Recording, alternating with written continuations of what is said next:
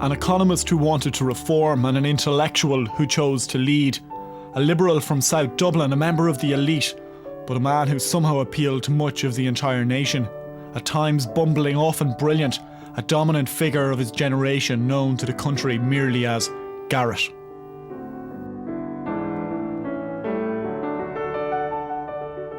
Steeped in politics, he chose the party of his father, Fine Gael. His background was Aer Lingus and academia, but politics beckoned and his rise was swift, his progression speedy. The road to the top started in the upper house, the Senate, in 1965. Well, they used to say when he left Aer Lingus that he was replaced by two men and a computer because his intellect was renowned, but that would have been in business circles more than, I think, in politics. When he became a senator in '65, he was a phenomenon. I don't remember any senator that had the impact he had. Once in the Dáil, he was in the party's spokesman on finance, but when Liam Cosgrave formed his government in 1973, he had another job in mind for young FitzGerald. Everybody presumed that Garett FitzGerald would be finance minister, and there was no consideration that he'd be anything but finance minister, and that Richie Ryan would be foreign minister. In fact, he switched them, slotting Ryan into finance and FitzGerald into foreign affairs. And certainly in my time, there hasn't been a foreign minister like him. Garett FitzGerald was just completely in charge of his brief from day one. He was involved in the minutiae of the negotiation of the Sunningdale Agreement, going from room to room between the various parties.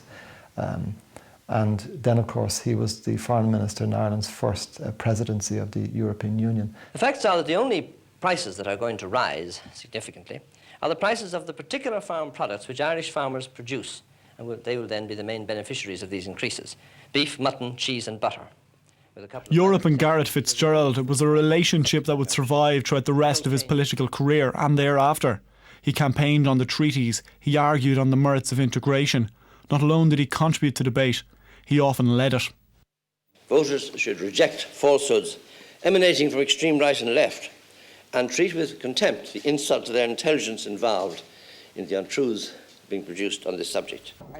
He was the obvious choice to succeed Liam Cosgrave as Fine Gael leader, following a massive electoral loss back in 1977. And despite his reputation as a boffin, a theorist, the harsh reality of politics seemed to come very easy to him. As a politician, he was a lot more crafty than people gave him credit for. He very rarely did anything without having worked out the possible consequences in advance. But he gave the impression that he was a very innocent, open person.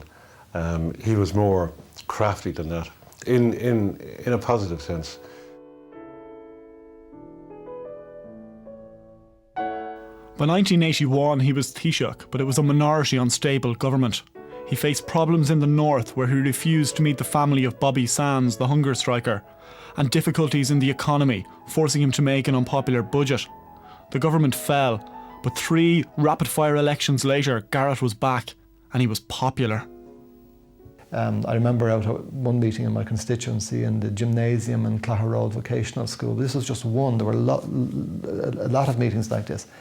There was standing room only. The public just wanted to be near him. He was like a political Mother Teresa at that time. He was really phenomenally popular. There's always a way out for politicians. They seek a way out to explain away their own defaults and defects. But that's not the way that any courageous and patriotic group of Irishmen in government should or would act. When he first announced to me that he was going to make me Minister for Agriculture, I was quite honestly floored at the time. And very unwisely, I said to him, "Are you sure?" And he said, "Of course I'm sure." And that was the end of the discussion. And that was the way he was. Working with the Labour leader Dick Spring, Garett FitzGerald immediately set his sights on the north. It would ultimately lead to an agreement that would forever define his time in office: the Anglo-Irish agreement. Nobody else could have got that out of Mrs. Thatcher. There is no other Taoiseach that could have got from Mrs. Thatcher an agreement that we could have civil servants from the Republic working in Maryfield in Northern Ireland. It was dubbed the Constitutional Crusade. He liberalised contraception laws, but his attempt to introduce divorce was defeated. He sought a new liberal Ireland. I was very uncomfortable with the term Constitutional Crusade, because he thought that put it in the wrong context. But there were a number of things that he wanted to do to liberalise the way society was organised and the way it treated individuals. I mean, dominated by the church, and the state and the church were very close. And he wanted to bring Ireland, into modern times, to have let people thinking for themselves, to shake off the kind of thing that was stopping the country going forward. And throughout his time as Taoiseach, he duelled with a certain leader of Fianna Fáil. Often contrary, always compelling, it was a political rivalry that engrossed the nation. That conflict between the two was certainly a big part of the political scene. He had a very great respect for Haughey's clear abilities and a very great suspicion of his motivation much of the time.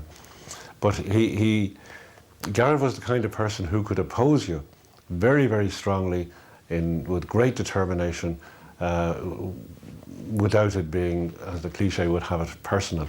I think Garett and Haughey were sort of reconciled before Mr. Haughey died. And because I don't think Garett, he wasn't one to go around bearing a grudge against anybody. By 1987, Haughey was back and FitzGerald out.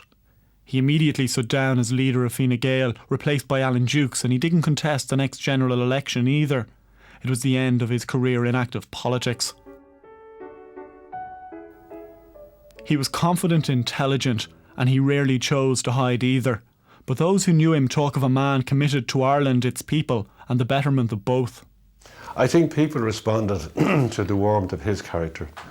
He was always interested in things outside of himself. He is among the most unself-conscious people I've ever known. He's not the sort of man you go for a pint with.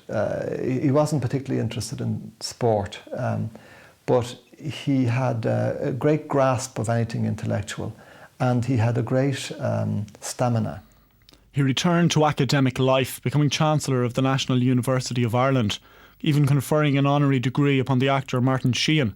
He continued to contribute to debates. But there was also a human side to Garett FitzGerald. In 1999, he buried his beloved wife, Joan. A statesman, he was also a family man and a friend too. Garett kindly invited myself and my husband on a couple of holidays in France. And he was a whiz in the kitchen, providing it was very conservative food. He liked mushy peas in particular. And his idea of relaxation, while we'd all be sitting out in the sun and having a nice time, Garett would be revising the latest version of the 19th century Dictionary of Irish. The fact that Garett FitzGerald retained his popularity long after his time in office tells its own story. He'd be remembered, I think, as a warm person, somebody who was seen with affection, amused affection quite often, tolerant affection by a lot of people. But he would be remembered as a great liberalising force. And he'll be remembered for much more than he did in politics. He had a checkered electoral history. He won elections, but he lost them also. Often he failed to carry the people along with his grand plans. But to fail, you first have to try. Just weeks ago, he appeared on Primetime, discussing the issues of the day and reflecting on his own time in office. Did you listen to the advice, Garett, of your civil servants and your ministers? Not always, no. And I was sometimes right and I was sometimes wrong. I think, in retrospect, that I was over-influenced in regard to what to do at the beginning of our government, second government in 2003, by memories of the 1950s when we over-deflated the economy twice and made things worse. And therefore, I went for, don't go too far in what we're doing. In retrospect, I was possibly wrong on that. At his height, Fine Gael used to champion the image of Garett the Good. The man himself said he only ever wanted to do good. For him, that was his real legacy to Ireland.